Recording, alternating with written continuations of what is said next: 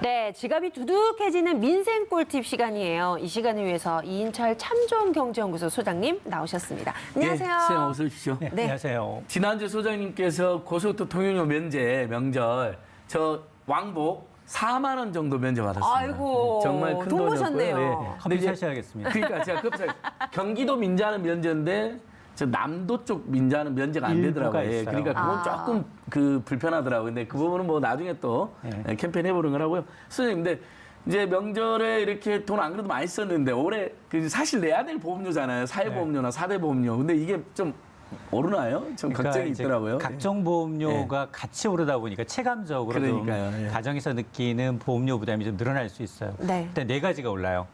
일단 4대 보험 가운데 건강보험료. 건강보험료. 이달부터 오릅니다. 그리고 2월부터 1월분부터 아, 인상이 1월부터 됐어요. 오르죠. 예. 예. 그리고 이제 오늘부터 네. 자동차 보험료가 인상이 시작됩니다. 또 하나 장기 요양보험, 실손보험은 오를 예정입니다. 자, 그 가운데서 이 건강보험료 얘기를 하지 않을 수 없는데요. 네. 이달부터 평균 3.2%가 올라요. 사실 직장 가입자들은 본인 부담금 절반, 회사가 절반을 내줘요. 그러다 보니까 직장 가입자의 월 평균 보험료는 지난해 한 11만 2천여 원에서 올해는 11만 6천여 원으로 인상폭을 봤더니 월 3,653원 가량을 더 내게 됩니다. 이게 네. 본인 부담금 기준이고요. 또 지역 가입자의 경우에는 가구당 월 평균 보험료가 지난해 한 8만 7천 원 정도에서 올해는 8만 9,800원 수준, 약 2,800원 정도가 인상이 됩니다. 근데 건강보험료를 보게 되면 지난 2009년 2017년 이 2년을 제고 두 차례를 제외하고 최근 10년 동안 꾸준히 올라왔어요. 근데 다만 인상률은 지난해보다는 다소 이제 둔화가 되고 있습니다. 네. 지난해는 한 연평균 3.49%가 올랐으니까 올해 3.2라면 다소 둔화가 됐는데 사실 그 2012년 이후로 이렇게 이제 보장성 보험, 특히나 이제 현 정부 들어서 문재인 케어가 네, 확대되면서 네. 건강보험의 이제 보장 범위가 굉장히 넓어졌습니다. 네. 특히 이달 들어서도 당장 이제 소아당뇨 환자들이 받을 수 있는 꼭 써야 하는 필수 의료기기에 대해서 건강보장 혜택이 늘어나게 되고요. 네. 또 어린이들, 노인분들 국가에서 지금 독감 백신, 네. 신종 코로나 바이러스도 있습니다만 이 독감 백신에 대해서도 지원을 해줍니다. 그게 더 좋은 백신을 더 저렴하게 국가에서 이제 보장을 확대하는 거고요. 그래서 정부는 그럼에도 불구하고 이 정부의 보장성 보장이 더 늘어나고 있음에도 불구하고 과거 10년 동안 평균 건강보험 인상률을 따져봤더니 한 3.2%예요. 그러니까 앞으로도 이 3.2% 평균은 이제 더 높지 않도록 낮게 관리를 하겠다, 인상률을 관리하겠다라고 밝히고 있습니다. 네, 2, 그렇습니다. 3천 원 정도 내고 병원 갔더니 옛날에 보험 안 되던 게 많이 확대됐다. 그렇죠. 보장이 더 넓어졌으니까. 3천 원이 부담이 되지만 네. 선생님 입장은 그래도 혜택이 있다면 네, 그럼요. 버틸 만한 다 수치가 안심이 아닐까. 되잖아요. 감히 그렇죠. 한번 생각해보고 이 근데 부분은. 지금 이제 예. 고령화가 정말 급속히 진행이 됨에 따라서 지금 이 장기 요양보험료도 인상이 안 될 수가 없는 거죠. 그렇습니다. 이달부터 장기 요양보험료가 10.25%가 오릅니다. 아, 좀 많이 오르네요. 그렇습니다. 이 장기요양보험 제도가 2008년 7월에 도입이 됐어요.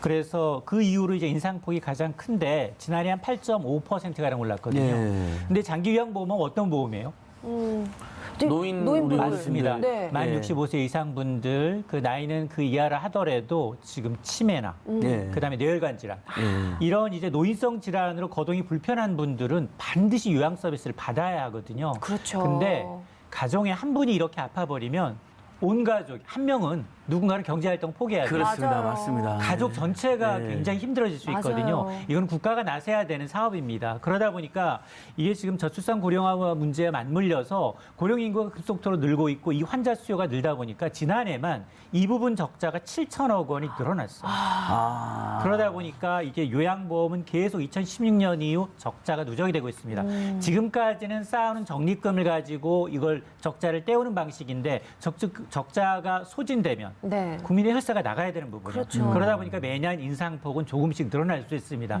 이건 나만의 일이 아니라 우리 가족, 주위, 친지, 전 국민의 문제예요. 예. 맞아요. 구조적인 문제입니다. 그러니까 어르신들 그 노인 요양원에서 막 방치돼 있거나 아니면 요양보호사가 작고 어르신들 많다는 보도 보면 어쩔 수 없이 올라야 된다는 생각을 하게 맞습니다. 되잖아요. 이게 이런 만약 부분들. 민간으로 가게 예. 되면 최저 월 200에서 300 이상 들어요. 그러니까요. 참 가정이 무너지게 돼요, 정말. 아니 어차피 지금 이제 우리 네. 시청자분들 솔직히 인정하실 거예요. 이제 네. 우리가 40대, 50대 되고 부모님들이 70대, 80대 되면 모시기가 어려운 상황이 맞아요. 있을 때 있어요. 왜냐면 중증이거나 그쵸. 치매가 있을 때는 이 보험이 지원하는 거죠. 맞습니다. 예, 네, 그러니까 그렇습니다. 요것까지도 조금 인상이 높긴 하지만 조금 우리가 고려해야 감내할 수 있을 됩니다. 부분인 것 네, 같고. 그렇습니다. 근데 요 부분은 약간 논란이 있는 것 같아요. 이제 세 번째가 운전자 보험, 자동차 보험. 네. 자동차 보험이 적자인가? 이렇게 많이 오르나 계속 네, 이런 의견이 있는 것 그러니까요. 같아요. 어때요, 적자는 소장님? 맞아요. 적자는 네. 맞는데 지난해 2번 올랐어요. 그러니까 올랐잖아요. 네, 계속. 지난해 네. 두 차례 올랐고요. 올해 오늘부터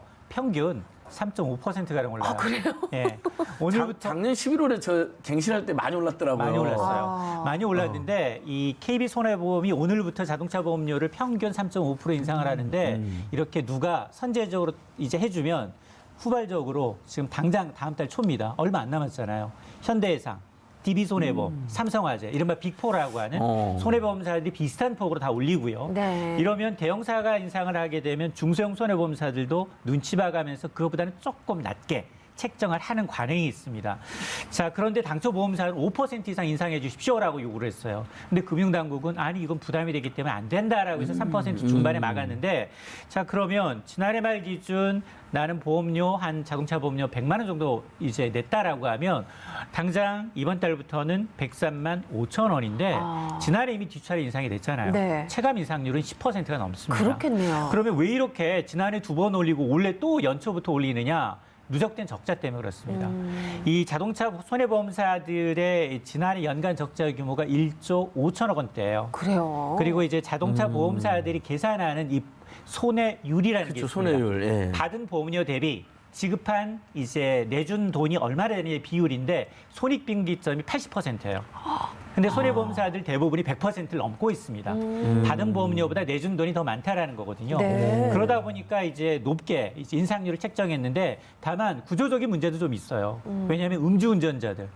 음주운전했는데 인명피해를 내고도 술 먹었는데도 불구하고 사고 내신 분은 400만 원만 부담하면 나머지 민사 책임은 없어요. 모든 그래요? 보험사가 다 내줘요. 이건 좀 그런데 봐야 그렇게 되겠네요. 내준 지난해만 음주운전으로 내준 부담금이 어느냐 3천억 원이 넘습니다.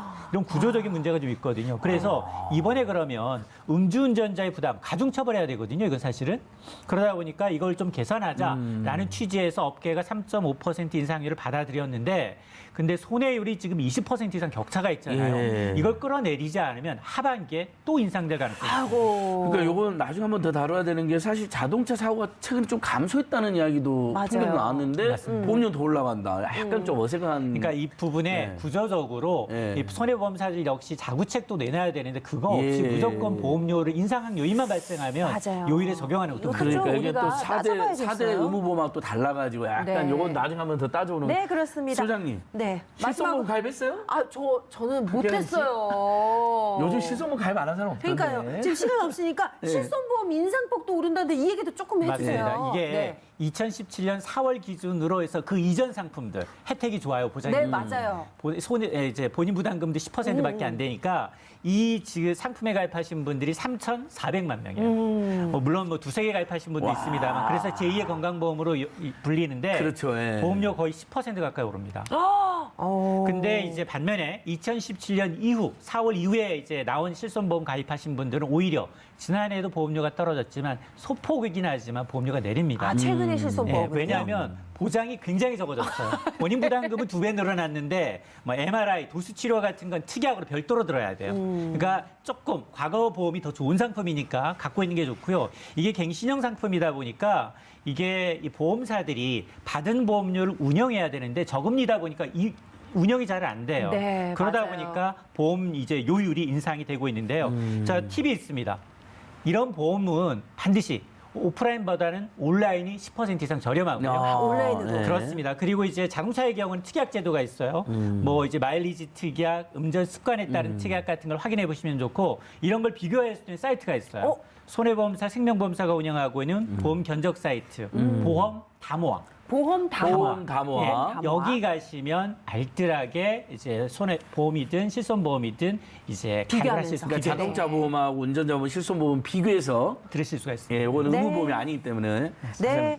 네, 인차 소장님 오늘 꿀팁 정말 감사드립니다. 고맙습니다, 소장님. 네. 아니, 진짜 한 번 더 방송해야 돼요. 네, 좋습니다. 자동차보험, 실손보험. 네, TV 민생연구소 준비한 내용은 오늘 여기까지고요. 저희는 내일 저녁 6시에 생방송으로 뵙겠습니다. 여기는 TV TV 민생연구소입니다. 민생연구소입니다. 감사합니다. 내일 6시에 봬요.